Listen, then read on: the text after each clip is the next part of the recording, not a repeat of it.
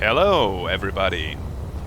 Today I'm back with another tutorial video for my newest solar alignment script version 3.0, and I will guide you through the basic setup and show you some possible things you can build with my script.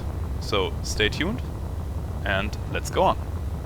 So to start off, I will build a very basic solar tower with a T-shaped solar array, so a vertical rotor here, and then some kind of crank, and two horizontal rotors here, and each of these rotors has a solar panel or two. Okay, I should have put my solar panels in the bar, so here we go. One solar panel and two solar panels, and two more on this side. Okay, that's our tower. Now we need a program block and a timer block.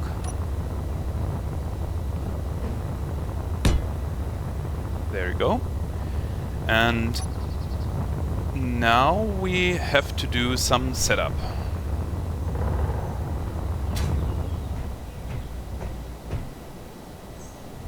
So now we're here in the terminal.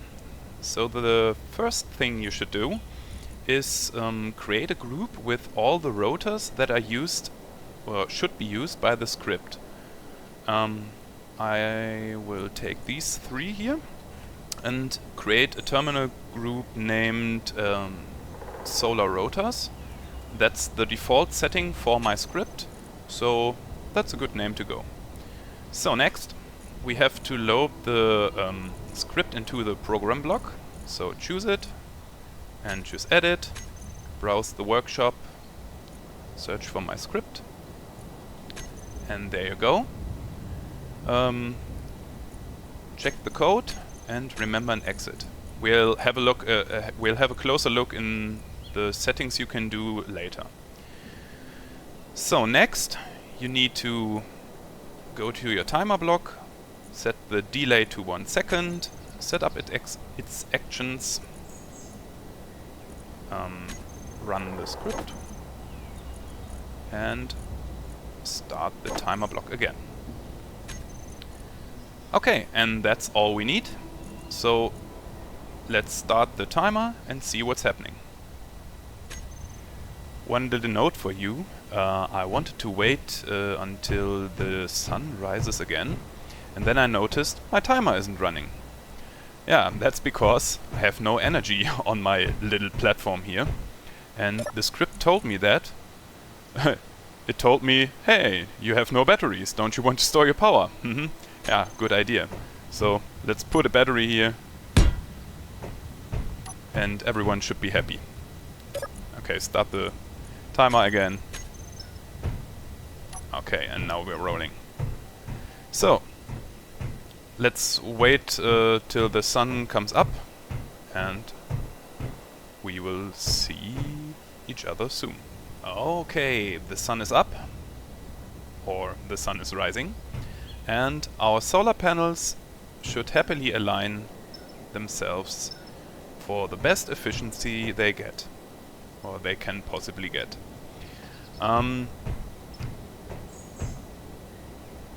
As you maybe saw here in the program block, the script prints out basic information of what's going on, and it gives warnings if something isn't right.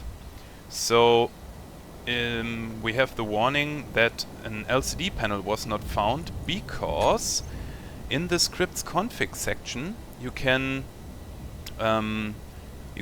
assign LCD panels to show the information, and by default there is an LCD here named LCD Solar Alignment to output some basic information about the script. To fix this issue we can simply build an LCD panel here. So let's do this. Put the LCD panel here, and name it like in the script, LCD solar alignment, and there you go. We have some information here about the current operations, about the output, about the efficiency, and about the battery charge. If you also want to show statistics about oxygen, maybe you put some oxygen farms up there, you can do that by editing a value in a script. So let's go here, go to edit, and then you see this entry here, show oxygen stats, is set to false by default. We can set it to true. Check, remember and exit. As you see, nothing has changed because the script is smart enough to know, oh, we don't have any oxygen farms or oxygen tanks here, so I won't show you anything about that. So we can change this by adding an oxygen tank. Maybe right here. And now you see that the statistic for oxygen shows up here. In a perfect setup, this would change its values, but this thing isn't connected to anything, so nothing will change. We could put an oxygen farm here. The tower isn't really set up to support oxygen collecting. It is possible, but then you have to use advanced rotors. These are just normal rotors. So we can stick this here, and now also the oxygen farm is shown here. And if you add more things, this automatically updates itself. For example, if we add another battery, you can see statistics for 1 batteries. And if we add another one, statistics for 2 batteries. And so on and so on. Also, this also is true for the solar panels. Oh, I think I should remove that. Otherwise, Mr. Klang says hello in a few minutes. But I think you get the point. So, let's move on. Next I want to show you further LCD panels you can add. You can add as many LCD panels as you like all over the place in your whole base, and the script will show its information on every single panel. The easiest way to do this is to group them all together, maybe in a group called solar LCDs or something like that. And then you can put this group name here instead of the single solar panel LCD name we have here. So what did I say? Forgot. Solar LCDs. Okay. So we put the group name here, solar LCDs. Check out, remember and exit, and now we have information all over the place. If you only want to have little information, you can also put corner LCDs in your base.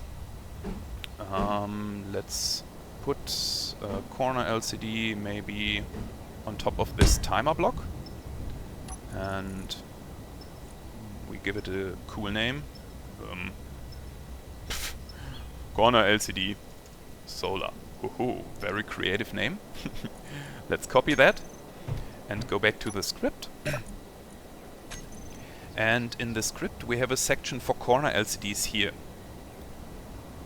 So as with the regular LCDs, you put the name of the corner LCD you want to show the information in the brackets, or you could also use groups here like we did by in the regular LCD section. Okay, so corner LCDs. Don't forget the quotation marks, they are important, otherwise it won't work. Check code, remember and exit again. And now we have a small corner LCD with some basic information about the current output and maximum possible output for our solar panels. And now it's nighttime again. Yeah, this is my test world and it has a very, very short day duration. Okay, let's move on. Maybe it's a good time to show you the base light management that is built into my script. So we can enable base light management here. This is the section at the bottom of the configuration section. So base light management does automatically turn on and off your lights based on the time of day. The time of day is calculated by the script based on the light level. So if the solar panels have output, it is considered day, and if they have no output, it is night. And the script calculates an in-game location time with that. So to use this feature, you have to give the script a bit time to collect the data, because it has to see how long the day is, how long the night is, and basically the time calculation is working after one full day night cycle. So we can set this value to true here, and we can also set the light on and off hour. But I suggest leaving this like it is for now, and you can adjust this later without any problems. So we check again, remember and exit. And as you see, now we have a new section here on our LCD panel, which says that the location time is calculating and that the sunrise and sunset hours are approximately available after 1 day night cycle, the sunset after 2 day night cycles in a more precise way. So what this does, as I said, it turns on and off your lights. So we should put some lights here.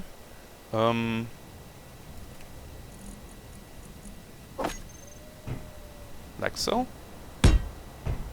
Here we stick some interior lights here and there. And maybe even some spotlights, because they are also supported. Let's clean up a little. So, put a spotlight here. And by default, the lights are turned on until the calculation is done. So if you see any values here, the calculation is done and you're good to go. So I would say let's wait a day-night cycle and meet back to see this thing working. So I waited a full day-night cycle and these are the values I got. And it is close to 8 AM where the lights should turn off. So let's see what happens.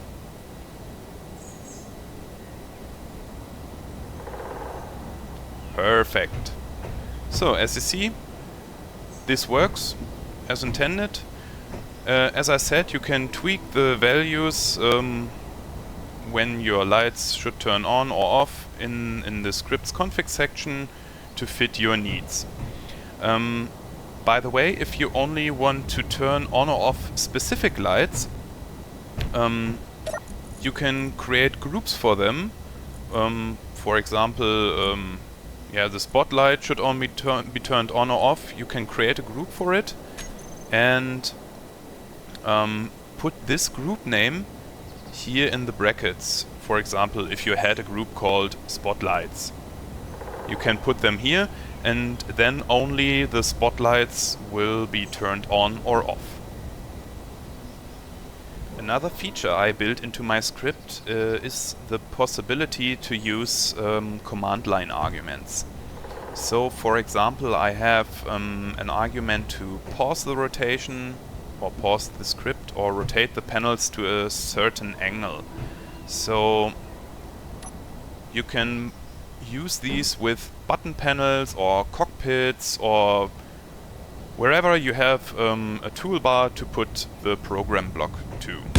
So let's place a button panel here and choose the action for the first button. So we take our program block and pull it down and use run, and as an argument we type in pause.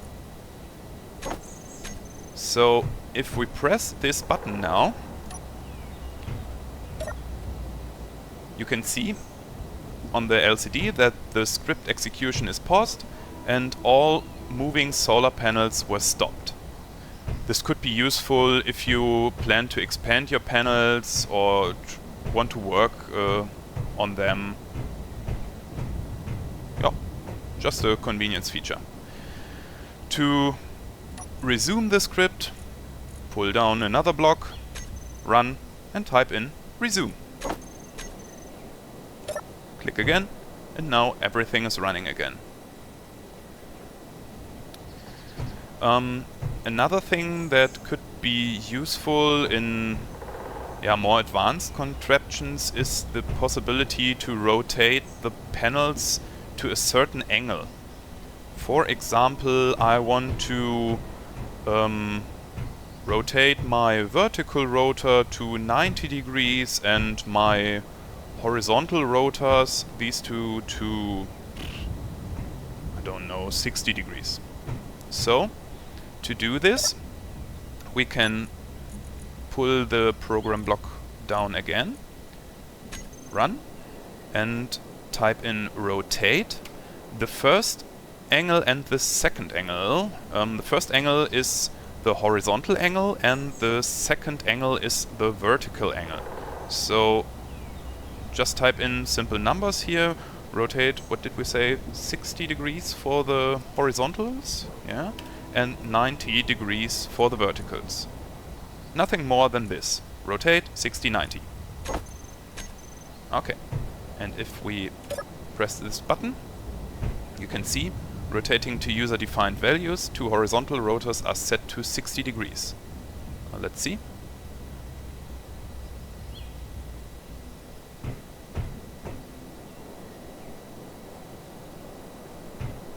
Okay. He has to run around a bit to find the 60. Slowing down.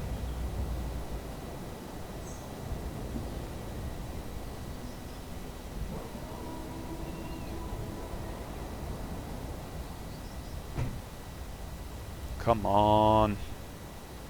Okay.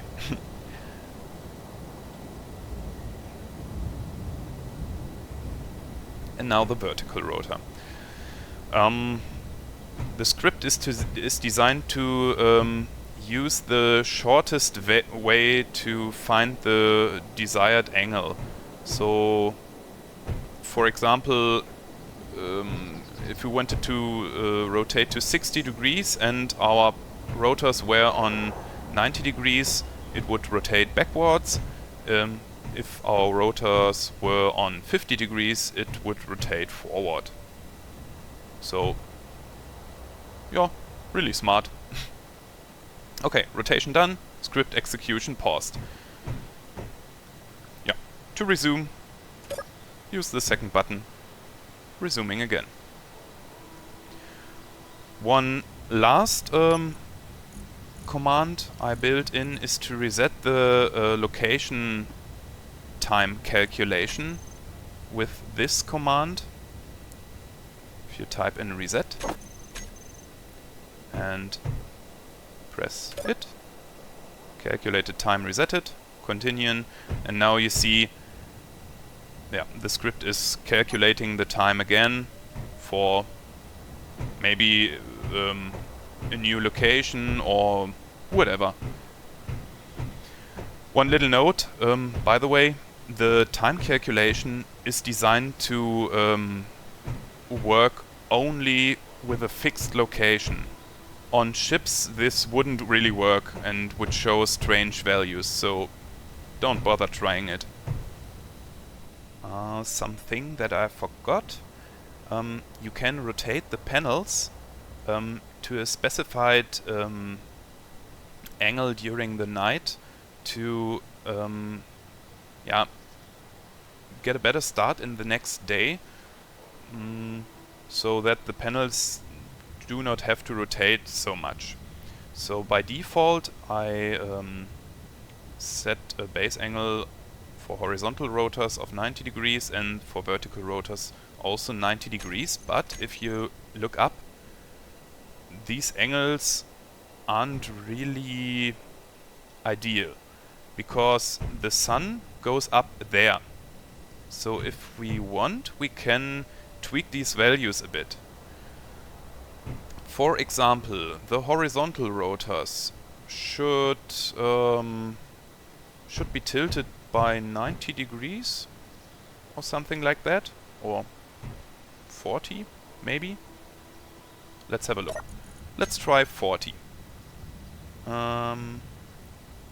So, did I say 40 more or 40 less? I think 40 more. 130, or let's say 50 more. So indecisive. 150.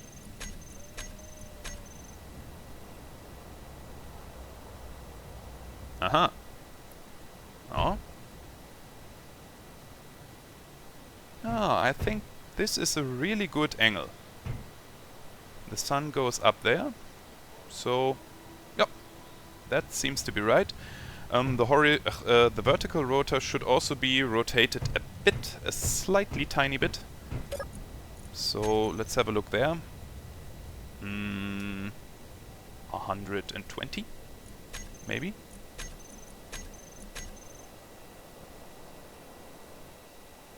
Cool.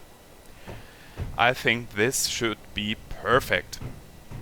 So this angle gets automatically applied every night so that the panels are on the perfect position for the next day. Okay, we are close to the end. I promised to show you some cool contraptions you can build with my script. My script is able, since version 3.0, to use limited rotors as well.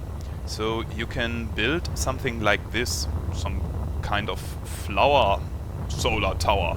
Oh, rhyme. To limit these rotors, all you have to do is limit the rotor in the terminal by itself. For example, where do we have a terminal here?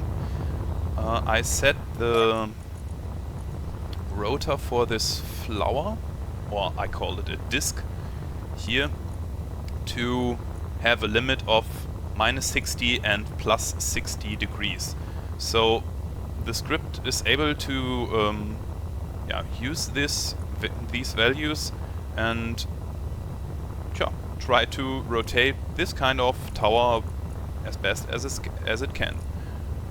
The vertical rotor isn't limited at all, but it is also possible to limit the vertical rotors.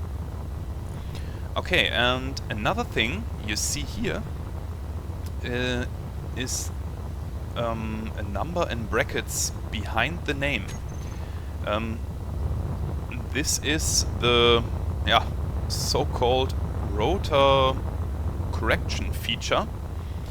So for example, oh, that looks weird. For example, if you build several towers, because my script is able to move as many towers as you like, but if you build them one after another and maybe you build the first one like this, for example, and the second one like this. Just imagine the middle block or the bottom block is the vertical rotor, and both rotors are now at 0 degrees rotation, but the thing I built on top, I built it 90 degrees rotated. So to compete with that, you can add these 90 in brackets after or behind the rotor name, and this value gets added to the rotation if the panels or the rotors are turned in the night mode or in the here command line argument rotation I showed you there. So in the end, all panels should face in the same direction no matter how you build them. Just a little neat feature you can add to your rotor names. One last thing.